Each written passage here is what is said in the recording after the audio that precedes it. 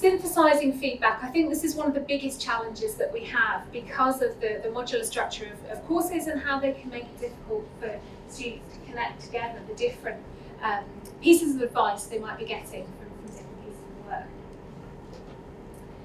So what we've got with this modular system is we've got 3 years of a programme with assessments and tasks and learning being put into boxes.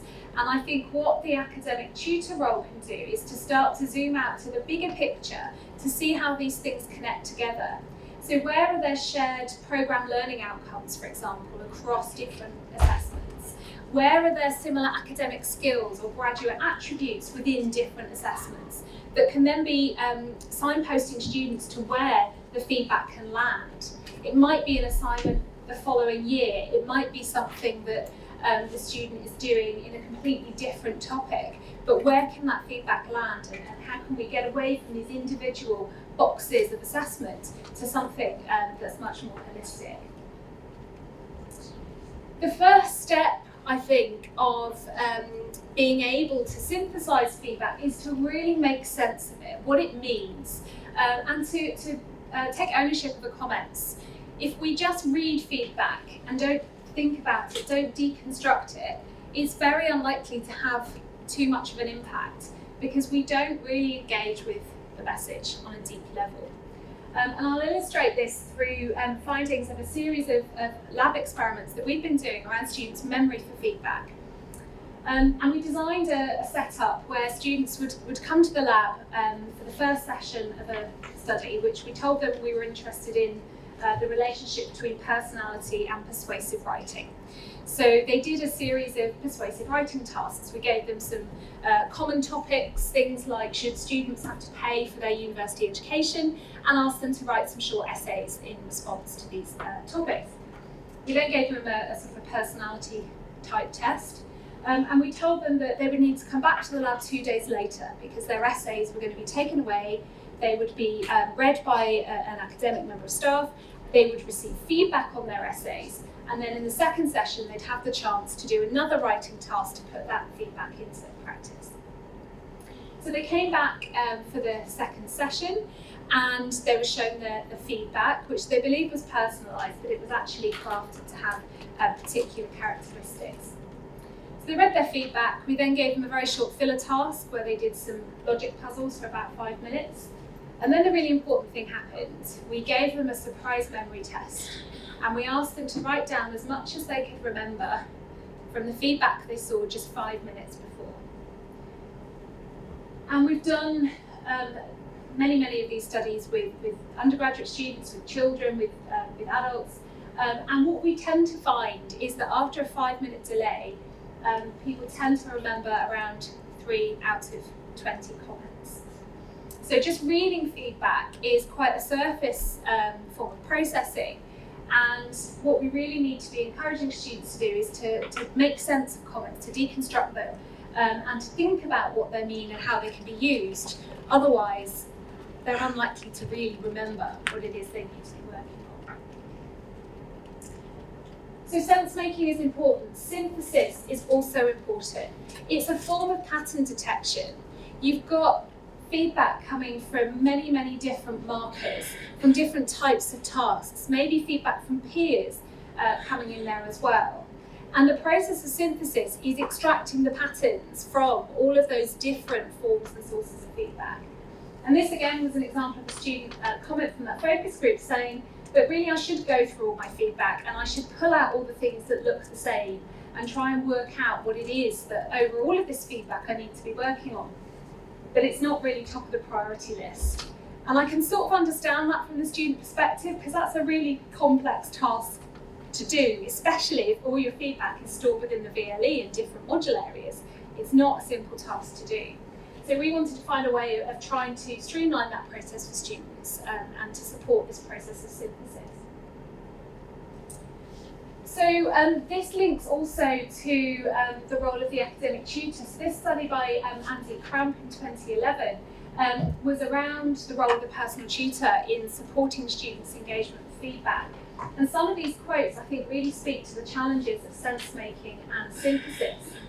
So on the left-hand side here, we've got a student saying that it was useful when my personal tutor went through the feedback because it helped me to understand what it was that the marker was trying to say. And then the other one under there, I understood what the feedback meant when my personal tutor read it out loud. And actually being in that situation of engaging with the feedback in the presence of somebody else supported the sense making. Synthesis was a really clear theme that came out of this study. That you have individual modules and they could have no relevance to each other. But in the meeting you can see them all together and how they link in with each other. So that role of the academic tutor, I think, in pulling all of that together and making the synthesis clear. I'm clear in that having looked through all my feedback with my tutor, we discovered I'd not done as much wider reading as I should have. So not only is the academic tutor there helping with the decoding and the synthesis, but also deciding on appropriate action points. So what we did was to take the portfolio element of the original toolkit and work again with another group of students to turn this into an e-portfolio, which enabled students to pull all of their feedback together. So the first section there is a feedback review and synthesis tool where students, whenever they're getting feedback, whether it's peer feedback, feedback from a learning advisor, feedback from a practical task, from placement, or from a formal assessment, to complete a feedback review and basically then to summarise the feedback in their own words, what they're doing well and what they need to do to improve. The process of synthesis then happens because they can tag each of those comments against a set of pre-populated academic skills or attributes or professional competencies, which means that then they can pull together all of the comments that relate to one of those competencies, or they can visualise what it is they're doing well and what they need to do to improve based on multiple pieces of feedback. There's then a skill development tool, which is essentially a large resource bank. So having identified across all of these pieces of feedback what it is they can do to improve, they can go in there and access books, articles, podcasts, but directly onto workshops and so on to develop that skill. And finally, an action planning tool where they're encouraged to set targets for how they're going to use these resources to improve and to use that as the basis for dialogue with the personal tutor. So that's the dashboard they see when they log in. This is the basic visual representation of their most common strengths and most common areas of development, and they can then click on those and drill down in more detail.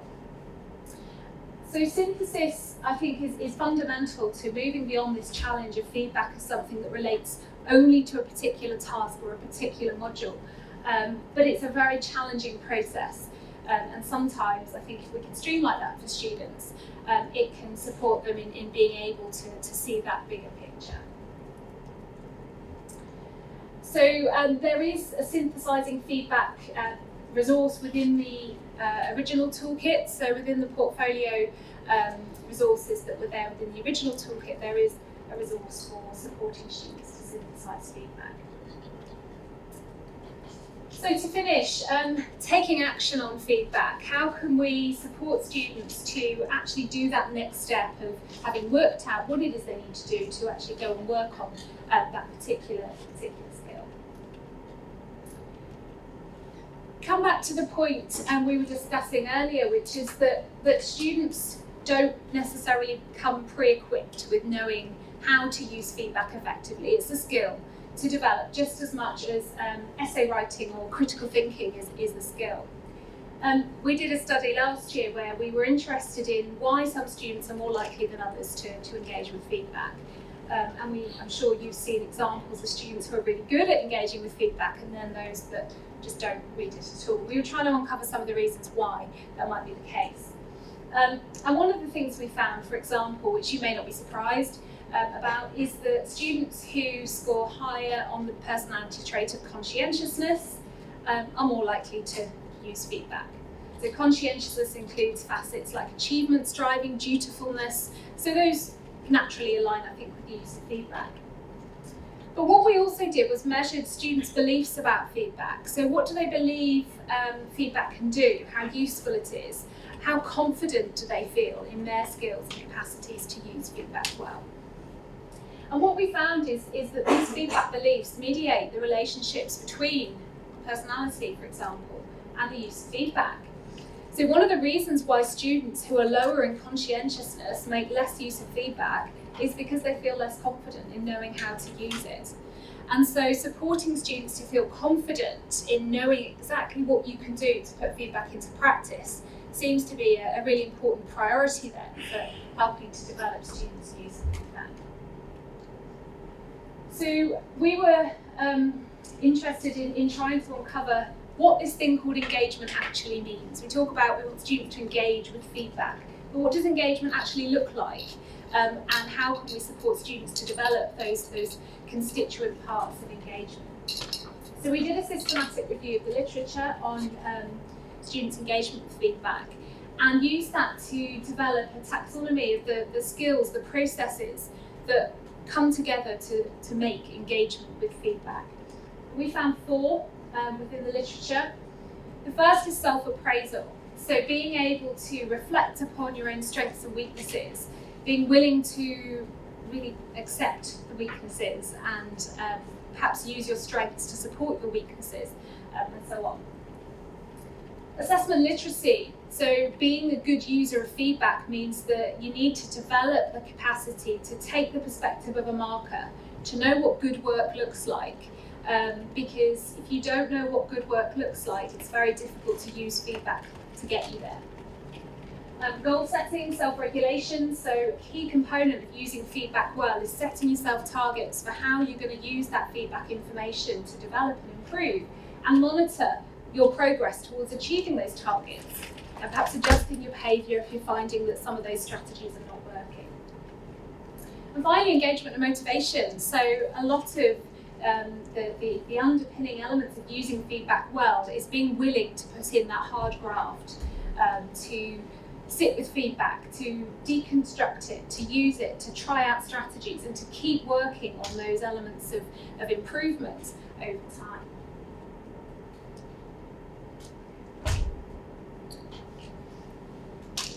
This, I think, is a really difficult thing to do. These skills that I've just talked about are really challenging. And again, I don't think we can expect students to just be able to do these things without supporting them to get there. And this was really brought home to me a couple of years ago. So at Surrey, we have an annual charity event called Strictly Come Surrey. It's lovingly ripped off from Strictly Come Dancing. And the students who are in the Ballroom and Latin team society, they act as the professional dancers, and then lecturers get roped into being the celebrities. And so we're paired with the student, and they have about 4 weeks to attempt to teach us to dance. And then we have the big charity evening. The Vice Chancellor's one of the judges, and it's all in aid of charity. So I got roped into doing this a couple of years ago, and it was absolutely terrifying for many, many reasons. But one of them was that I had absolutely no idea what I was doing. And I had a brilliant partner, Richard, who was very, very patient, but I think he struggled with me. I think he found me quite a difficult student because he would be telling me what I needed to do, how I needed to change what I was doing with my feet or my arms or my head. And that made so much sense to him because he's been dancing since he was 5. Yet those words meant very little to me. In terms of self-appraisal, I had no idea whether I looked good or terrible because I didn't really know what that would look like. In terms of assessment literacy, he was using a completely different language about what I should be aiming for and how I should adjust things. It was incredibly difficult then to use his comments to improve because I didn't have that shared language of this particular area and knowing how to improve. And in setting myself goals, I just wanted to get better, but that didn't really give me the breakdown of what strategies I should be doing and how I would know when I had improved my footwork, for example. So it was a really good opportunity for me to be back in the position of a student in a brand new environment, working with somebody who was an expert in what they were doing, who was very well intentioned in trying to help me to improve, yet I may have looked at him like I wasn't really engaging with his feedback because it was very difficult to know how to do that. So using the DEF then to support students' action on feedback, to be able to develop these recipient skills, to develop self-appraisal, to develop assessment literacy, goal setting and engagement and motivation. There are some activities within there which are focused specifically on how to help students identify the kinds of actions that they can take, what action even looks like, what's that process, what do you go through. And there's also an action planning log within the original portfolio resource, which we then translated into the action planning tool within the ePortfolio. So moving then from that process of understanding what feedback is, being able to manage the emotion in response to feedback, being able to think about feedback in a connected way and synthesising information, all of that together feeds into the process of being able to take action. And that process of taking action almost needs those other building blocks to be in place, so that feedback can be seen as a process rather than just a product or an event. So I thought I'd leave you with some questions, maybe just some ideas, things to think about. What are the key differences in supporting students of different ability levels to use feedback effectively? And ability, it's not only cognitive ability, it's also things like motivation, it's skill development. Why are some students maybe better able to engage in these processes, whereas others might need more support to be able to do that? How can academic tutors support students to see beyond the grade to the useful developmental information within feedback? Grades, as I said right at the very beginning, are a challenge because they become conflated with the developmental function of feedback. And I think supporting students to, yes, acknowledge the grade is important, but move beyond that is something that's really important. Feedback seeking is something that I haven't really talked about. We can support students to use the feedback that they are getting on their assessments, but how can we support them to actually ask the questions of us, of their peers, that help them to elicit feedback information and know what kinds of questions they need to ask? How might the role of the academic tutor in relation to feedback change over the student's programme of study? Probably very different for a level 4 student compared to a level 6 student, for example. And moving beyond just higher education, how can academic tutors support students to use their engagement with feedback beyond higher education and to support their preparation for the workplace? I often tell students that a lot of graduate recruiters will ask in an interview about something to do with feedback. It might be, tell us about a time you had to use some difficult feedback, or you received some criticism. What did you do and how did you work on it? So actually using feedback is a workplace relevant skill. It's something that we need throughout our working lives. And so developing these skills, these recipient skills, I think is part of preparation for life beyond